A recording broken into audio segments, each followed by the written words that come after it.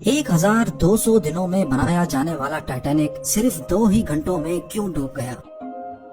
10 अप्रैल 1912 ये वो दिन था जब दुनिया का सबसे बड़ा और महंगा तरीन बहरी जहाज टाइटैनिक अपने पहले सफर के आगाज के लिए बिल्कुल तैयार था। उस दिन अटलांटिक ओशन बेहद पुरसुकून था और समंदरी तूफान आने का दूर दूर तक कोई चांस नहीं था। जहाज में 1500 पैसेंजर सवार भी हो चुके थे और लाखों लोग डॉक पर टाइटैनिक के पहले सफर का आगाज देखने के लिए खड़े थे। ना ही पैसेंजर्स को ना ही अलविदा करने वाले। टाइटैनिक के इकोनॉमी पोर्शन में सफर करने की कीमत $30 जबकि फर्स्ट क्लास में सफर करने की $150 थी, जो आज के दौर में 3,40,000 रुपए बनते हैं। इस मार्केटिंग के नतीजे में यकायक सारी टिकट्स बुक कर ली गई और आखिरकार वो दिन आ ही गया जब टाइटैनिक अपने पहले सफर का आगाज करने वाली। Mistake number 1। दोपहर को ठीक 12 बजे टाइटैनिक ने अपने पहले सफर का आगाज कर दिया और साथ ही टाइटैनिक की गलतियां सामने आना शुरू हो गई। कैप्टन स्मिथ को मालिकान की तरफ से डेडलाइन मिल चुकी थी कि किसी भी सूरत में 17 अप्रैल तक यानी सिर्फ 7 ही दिन 1200 दिनों में बनाया जाने वाला टाइटैनिक सिर्फ 2 ही घंटों में क्यों डूब गया? 10 अप्रैल 1912 ये वो दिन था जब दुनिया का सबसे बड़ा और महंगा तरीन बहरी जहाज टाइटैनिक अपने पहले सफर के आगाज के लिए बिल्कुल तैयार था। उस दिन अटलांटिक ओशन बेहद पुरसुकून था और समंदरी तूफान आने का दूर दूर तक कोई चांस नहीं था। जहाज में 1500 पैसेंजर सवार भी हो चुके थे और लाखों लोग डॉक पर टाइटैनिक के पहले सफर का आगाज देखने के लिए खड़े थे।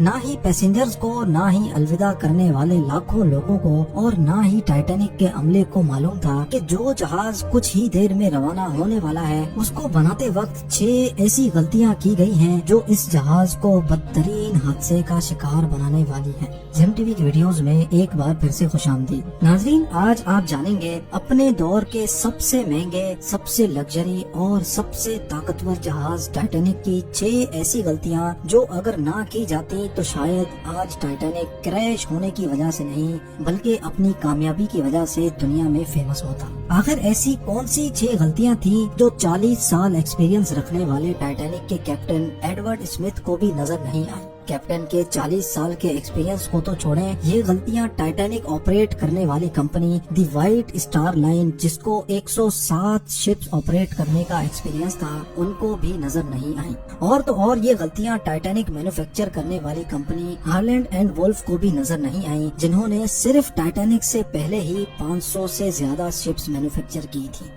टाइटैनिक की कंस्ट्रक्शन 1907 में शुरू हुई थी और तकरीबन 3 साल का वक्त और 2000 वर्कर्स की मेहनत के बाद जहाज को तैयार कर लिया गया। अब जहाज पूरी तरह से तैयार हो चुका था, लेकिन इसको टेस्ट करने का फेज अभी बाकी था। टाइटैनिक बनाने वालों का उस पर भरोसा तब मजीद बढ़ गया जब टाइटैनिक ने अपना पहला टेस्ट रन कामयाबी से पार कर लिया था। टेस्ट पास करते ही पूरी दुनिया में मुख्तलिफ अखबारात में इसकी मार्केटिंग की गई, जिसकी हेडिंग थी अनसिंकेबल टाइटैनिक, यानी कभी न डूबने वाला जहाज बना लिया गया है।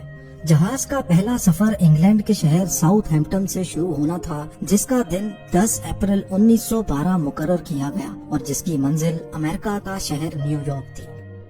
टाइटैनिक के इकोनॉमी पोर्शन में सफर करने की कीमत $30 जबकि फर्स्ट क्लास में सफर करने की $150 थी, जो आज के दौर में 3,40,000 रुपए बनते हैं। इस मार्केटिंग के नतीजे में यकायक सारी टिकट्स बुक कर ली गई और आखिरकार वो दिन आ ही गया जब टाइटैनिक अपने पहले सफर का आगाज करने वाली थी। Mistake number 1। दोपहर को ठीक 12 बजे टाइटैनिक ने अपने पहले सफर का आगाज कर दिया और साथ ही टाइटैनिक की गलतियां सामने आना शुरू हो गयी। कैप्टन स्मिथ को मालिकान की तरफ से डेडलाइन मिल चुकी थी कि किसी भी सूरत में 17 अप्रैल तक यानी सिर्फ 7 ही दिन कैप्टन स्मिथ को मालिकान की तरफ से डेडलाइन मिल चुकी थी कि किसी भी सूरत में 17 अप्रैल तक यानी सिर्फ 7 ही दिनों में न्यूयॉर्क पहुंचना है। इसी वजह से कैप्टन ने जहाज की रफ्तार शुरू से ही बहुत तेज रखी थी और यही थी टाइटैनिक की सबसे पहली गलती। कैप्टन स्मिथ को मालिकान की दी गई इंस्ट्रक्शंस और प्रेशर की वजह से न्यूयॉर्क जल्द से जल्द पहुंचना था, क्योंकि ये टाइटैनिक का पहला सफर था और अगर वो न्यूयॉर्क टाइम से ना पहुंचते तो टाइटैनिक की रेपुटेशन को काफी नुकसान होता।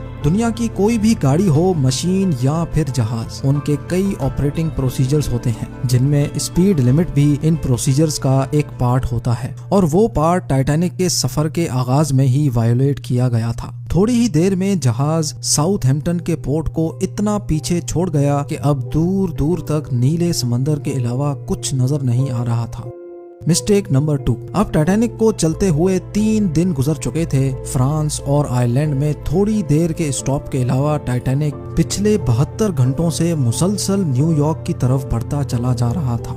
یہ 14 اپریل 1912 کی شام تھی۔ سمندر پر ہر طرف خاموشی اور دھند چھائی ہوئی تھی، جس کی وجہ سے ویزیبلٹی بھی کافی کم ہو چکی تھی۔ اسی رات ایک اور بحری جہاز جو کہ ٹائٹینک سے کچھ گھنٹے ہی آگے تھا، اس کے کیپٹن نے وائرلیس پر ٹائٹینک کو سمندر پر تیرتی ہوئی چٹانیں یعنی آئس برگز کے بارے میں وارننگ دی تھی۔ ایکسپرٹس کا ماننا ہے کہ یہ وارننگ کم سے کم بھی 6 بار دی گئی تھی، لیکن وائرلیس آپریٹرز کی کوتاہی کی وجہ سے انتہائی امپورٹنٹ وارننگز ان سے مس ہو گئی۔ ان کے لیے شاید یہ نارمل بات تھی، لیکن یہی تھی ٹائٹینک کے عملے کی دوسری غلطی، کیونکہ ٹائٹینک اپنے طرز کا پہلا لگژری جہاز تھا اور اس میں کئی VIPs بھی موجود تھے۔ اسی وجہ سے زیادہ تر ٹائٹینک کا عملہ فرسٹ کلاس پیسنجرز کی خدمت میں مصروف تھا۔ اگر ان وارننگز کو سیریس لیا جاتا تو آگے کا پورا سین ہی الگ ہوتا۔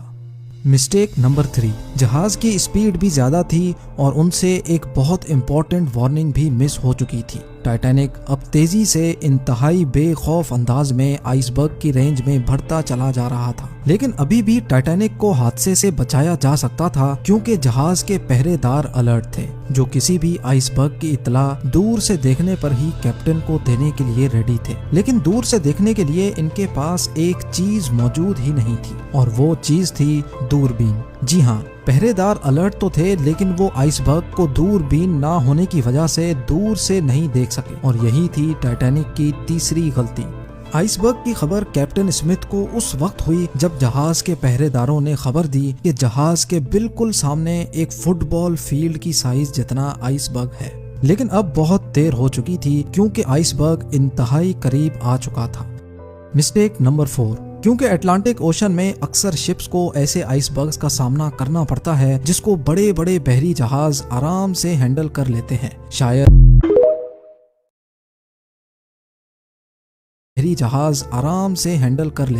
شاید کیپٹن اسمتھ نے بھی یہی سوچا تھا۔ آئس برگ کی خبر ملتے ہی کیپٹن اسمتھ نے جہاز کے انجن بند کرنے کا حکم دیا اور ساتھ ہی ٹائٹینک کا رخ بدلنے کا بھی آرڈر دیا۔ بے شک کیپٹن اسمتھ نے آئس برگ سے بچنے کی بہت کوشش کی، لیکن فاصلہ اتنا کم رہ گیا تھا کہ کچھ بھی کرنا فضول ثابت ہوا۔ آئس برگ اب ٹائٹینک کے سینٹر سے ٹکرا چکا تھا، لیکن ٹائٹینک کے ابھی بھی بچنے کی کافی امید باقی تھی۔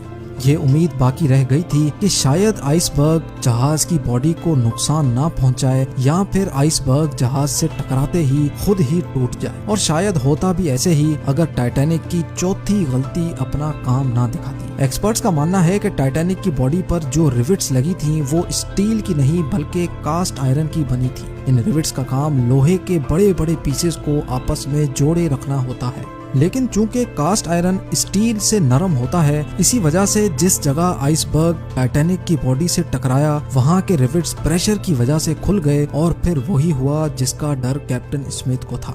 مسٹیک نمبر 5، ٹائٹینک کی ٹکر ایک فٹ بال فیلڈ جتنے بڑے آئس برگ سے ہو چکی تھی، اور اب جہاز کے نچلے حصے میں پانی بھرنا شروع ہو چکا تھا۔ اس خطرناک تصادم نے پورے عملے اور پیسنجرز کو الرٹ کر دیا تھا، اور ساتھ ہی جہاز میں موجود ٹائٹینک کے مالک جوزف بروس کو بھی۔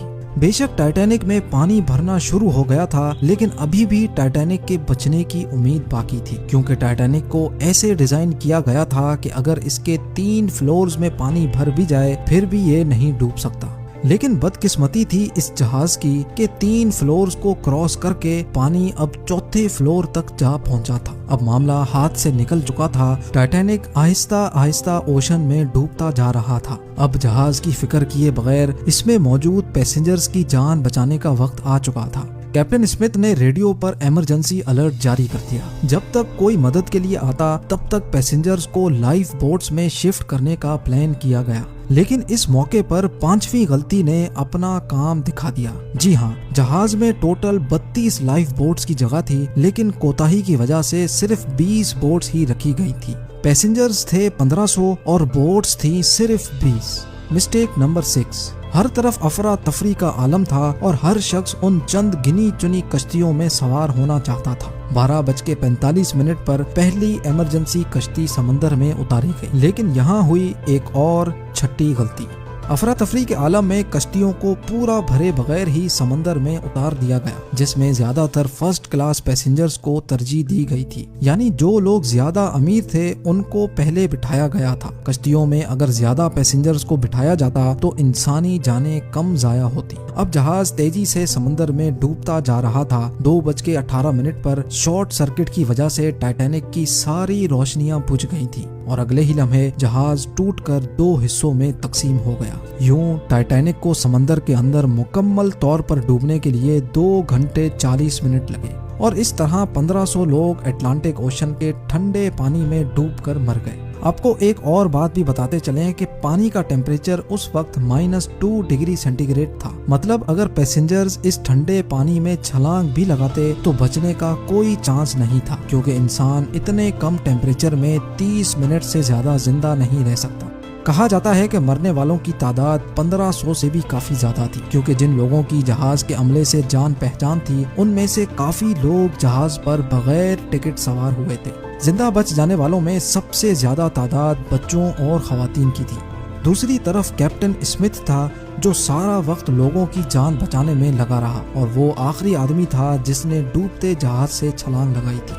उम्मीद है जेम टीवी की ये वीडियो भी आप भरपूर लाइक और शेयर करेंगे। आप लोगों के प्यार भरे कमेंट्स का बेहद शुक्रिया। मिलते हैं अगली शानदार वीडियो में।